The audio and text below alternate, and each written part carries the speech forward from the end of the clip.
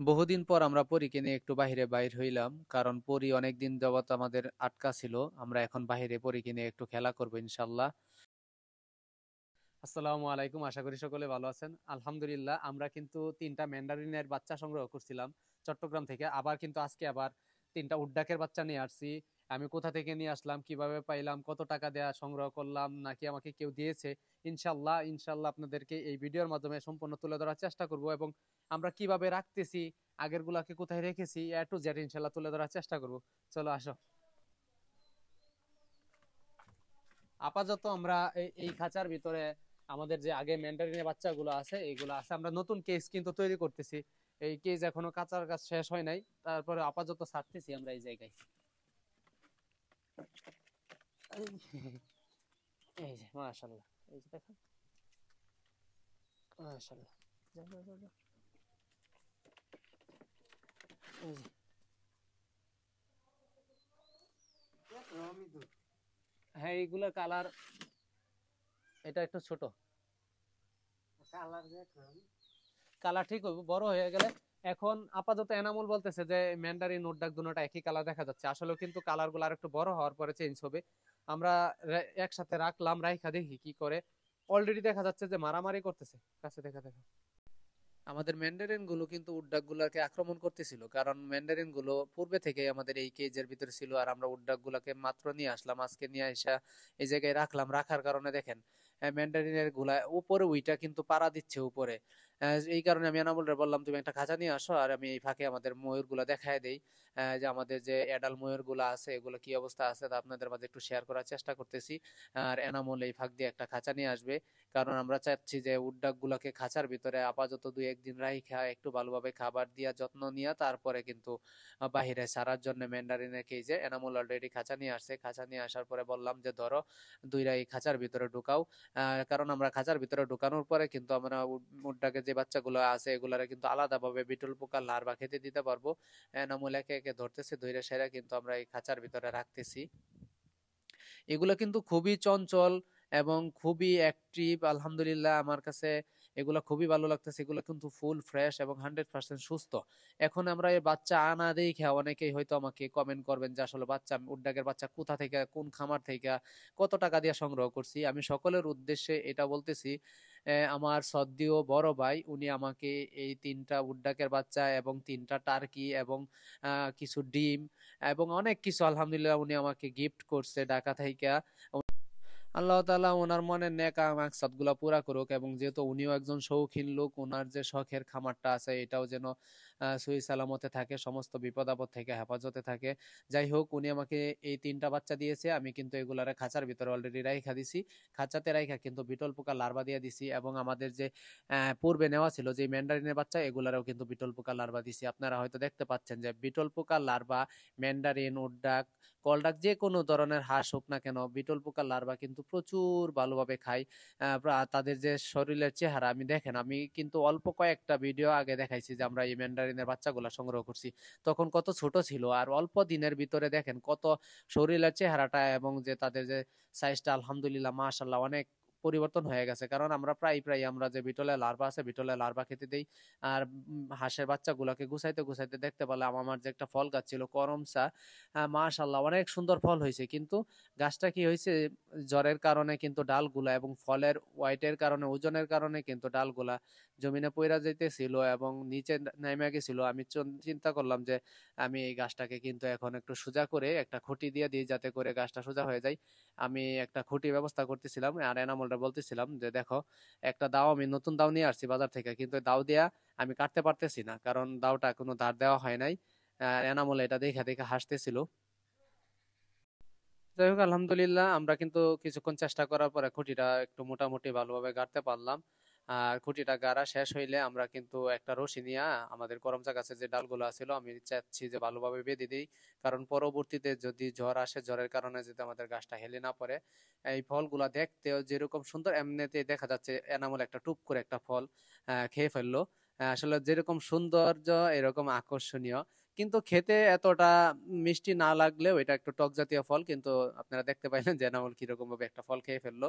যাই হোক, আমরা কিন্তু গাছটা বেঁধে আমরা চলে গেলাম পুরান যে আমার ফার্ম আছে, পুরান ফার্মের উদ্দেশ্যে, যেই জায়গায় আমাকে বড় ভাইয়ের যে টার্কি গুলা দিছে ওই টার্কি গুলো ওই ফার্মে রাখা। পাশাপাশি আজকে কিন্তু আমরা কোয়েল পাখির যে ডিম আছে আমাদের বব হোয়াইট কোয়েলের ডিম, ডিম গুলা সংগ্রহ করব। আমরা 2 পেয়ার যে কোয়েল নিয়েছি, আমরা কিন্তু 2, 4, 5 দিন পর পর বেশ কিছু ডিম পাচ্ছি, ওগুলা কিন্তু আমরা মেশিনে বসাচ্ছি। আমরা চলে আসলাম যে আমাদের পুরাতন ফার্মে, আইসা দেখি মাশাআল্লাহ 6টা ডিম কিন্তু দিয়ে দিছে। আমি কিন্তু এখন ডিম গুলাকে সংগ্রহ করার চেষ্টা করতেছি।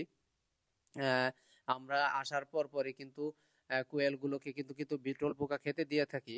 আপনারা যারা এই ধরনের বফ হোয়াইট কোয়েল পুষবেন, আপনারা চাইলে বফ হোয়াইট হোক বা অন্য প্রজাতির কোয়েল হোক, এই ধরনের বিটল লার্ভা দিতে পারেন, কারণ এতে রয়েছে প্রচুর পরিমাণে প্রোটিন। আর এই প্রোটিন আমি দিচ্ছি বিদায় আপনারা যারা আমার ভিডিওগুলো দেখে থাকেন তারা অবশ্যই জানবেন যে আমার পাখিগুলো কি পরিমাণ ডিম দিচ্ছে। আলহামদুলিল্লাহ, আমরা কিন্তু একটা ডিম রেখে আর বাকি ডিমগুলো আমি নিয়ে আসলাম আয়সা, আবার সুন্দর করে ক্যারেটটা, যে ক্যারেটটা নিয়েছি এই ক্যারেটটা ডিমের উপরে আবার সুন্দর করে ঢেকে দিছি, এবং আমরা এই 5টা ডিম আবার নতুন করে নিয়ে নিছি। আর পরি কিন্তু আমার পিছু ছাড়তেছে না, আমি যেখানেই যাচ্ছি না কেন পরি আমার কাঁধে থেকেই সমস্ত কিছু যখন দেখভাল করতেছে। আর পরিও কিন্তু গরমে হাঁপাচ্ছে।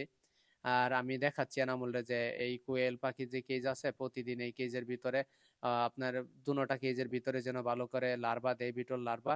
এবং আমার এই যে সদ্য বড় ভাই উনি আমাকে এই 3টা টার্কি দিয়েছে, একটা হইছে সিলভার কালার, একটা হইছে গোল্ডেন কালার, আর একটা হইছে ব্ল্যাক কালার, যেটা রেড বারবন বলতো সময়। এই লাল টার্কিটাকে রেড বারবন টার্কি নামে খুবই পরিচিত ছিল। আর পাশাপাশি আমরা পাশের কেজে যে আমাদের কদম ফুল মার্কা যে মুরগিগুলা, যেটাকে বাপ পলিশ ফ্রিজেল বলে, এগুলাকে রাখছি। আমি এই ফার্মে আসলে এই মুরগিগুলাকে এক নজর না হাতাইলে না দেখলে আমার কাছে ভালো লাগে না, কারণ এই মুরগিগুলো দেখলে অবিকল একটা ফুলের মতো দেখা যায় এবং অনেক সৌন্দর্যপূর্ণ।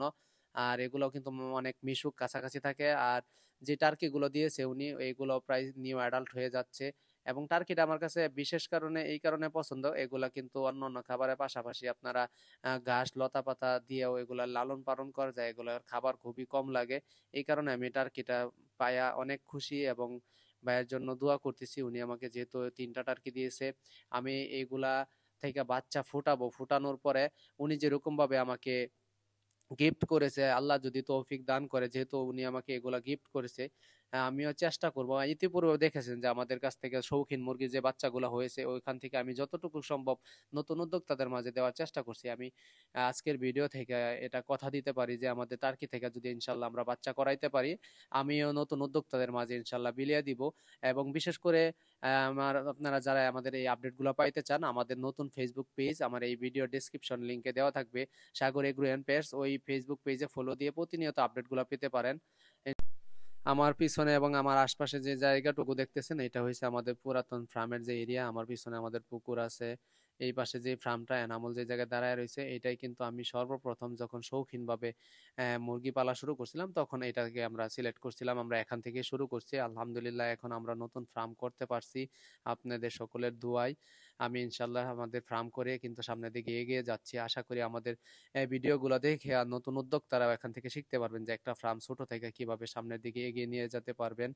আর পরি কিন্তু আমাদের সবসময় কাছে থাকার চেষ্টা করি। আর পরীকে আপনাদের কাছে কেমন লাগলো অবশ্যই কমেন্ট করে জানাতে বলবেন না। মাশাআল্লাহ, পরি কিন্তু আমার কাছে খুবই ভালো লাগে। এখন আমরা পরীকে নিয়ে একটু খেলা করতেছি, আমি কিন্তু সামনের দিকে দৌড় দিচ্ছি এবং পরিও কিন্তু আমার সাথে সাথে দৌড়াচ্ছে, আপনারা দেখতে পাচ্ছেন। আমরা পুকুর থেকে এখন কিছু খুদি কচুরিপানা, যেটাকে আমরা গ্রাম অঞ্চলে ভাষায় খুদি পেনা বলে থাকি, আমরা এখন কিছু কচুরিপানা সংগ্রহ করব আমাদের যে ম্যান্ডারিন এবং উড্ডাকের বাচ্চাগুলো আছে এগুলোর জন্য। যারা এই সমস্ত ম্যান্ডারিন উড্ডাক পুষতেছেন তারা চাইলে এই ধরনের কচুরিপানা সংগ্রহ করে কিন্তু দিতে পারেন। এই কচুরিপানা গুলা কিন্তু হাঁসে প্রচুর পরিমাণে খেয়ে থাকে। কচুরিপানা সংগ্রহ সংগ্রহ করতে করতে আমি এনামুলকে বললাম যে আমি কিন্তু এই জায়গায় আমাদের ম্যান্ডারিন এবং উড্ডাকের বাচ্চাগুলোকে ফার্ম থেকে বাইর করে নিয়ে এসে আমরা এই পুকুরে কিন্তু ছেড়ে দিব। এনামুল বলতেছে যে পুকুরে ছেড়ে দিলে নাকি চিলে নিয়ে যাবে গা, যেটাকে চিল বলে থাকি আমরা, চিল অথবা কাক, এগুলা বলে বাচ্চাগুলাকে নিয়ে যাবে। তাহলে আমি ভাবলাম যে ছাড়বো না। আপনারা অবশ্যই কমেন্ট করে জানাবেন যে আমাদের যে বর্তমান যে ম্যান্ডারিন এবং উড্ডাকের বাচ্চাগুলো আছে এগুলা কি এই পুকুরে যদি আমি ছেড়ে দিই মুক্ত অবস্থায় তাহলে কি চিলে নিয়ে যাবে কিনা।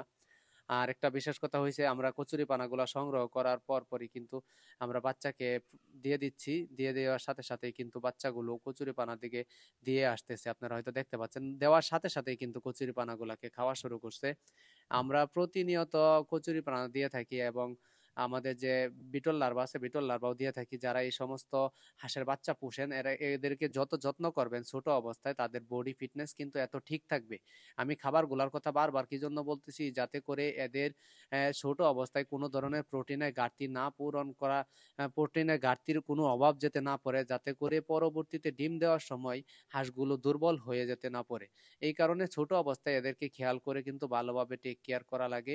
আমি ইনশাল্লাহ এই কারণে বাচ্চা থেকে সংগ্রহ করতেছি, যে জায়গা থেকে সম্ভব বাচ্চা সংগ্রহ করতেছি। আজকের মতো এই পর্যন্তই। নেক্সট ভিডিওতে ইনশাল্লাহ আমরা আরো আপডেট নিয়ে আসবো আমাদের ফার্মের। আমরা কিন্তু ফার্মটা ভালোভাবে গুছাচ্ছি যতটুকু সম্ভব। আমি চেষ্টা করতেছি আমার ফার্মে বিভিন্ন ধরনের শৌখিন এক্সোটিক্স অ্যানিমেলস দিয়ে ভরপুর করার জন্য। পাশাপাশি আমরা কিন্তু খাদ্য খাওয়া, মাংস খাওয়া যায় এই ধরনের কিছু পশু পাখি ইনশাল্লাহ পোষার চেষ্টা করব। আমরা যেরকম ভাবে দুম বা এই টাইপের অন্য অন্য ধরনের পশু পাখি নেওয়ার ইচ্ছা আছে। যাই হোক, যদি আমাদের এই ভিডিওগুলো আপনাদের কোনো রকম ভালো লেগে থাকে তো অবশ্যই আমাদের নতুন Facebook page Sagar agro and পেস্টে ফলো দিয়ে পাশে থাকবেন। আমরা প্রতিনিয়ত আপডেট দিয়ে থাকি ফেসবুক পেজে, তাছাড়া ইউটিউবেও আমরা মাঝে মাঝে ভিডিও দিয়ে থাকি। বন্ধুরা, আজকের মতো এই পর্যন্ত। আসসালামু আলাইকুম।